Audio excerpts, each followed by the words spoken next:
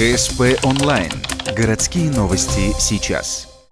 В Управлении культуры прошло собрание по созданию единого волонтерского центра «Добровольцы Ухты». По замыслу авторов проекта, эта структура позволит сделать работу всех добровольцев более эффективной, просто-напросто объединив все разрозненные сообщества. У нас сейчас на данный момент существует около 19 волонтерских объединений, о которых мы знаем, которые мы хотели бы объединить для того, чтобы на высоком уровне проводили различные мероприятия.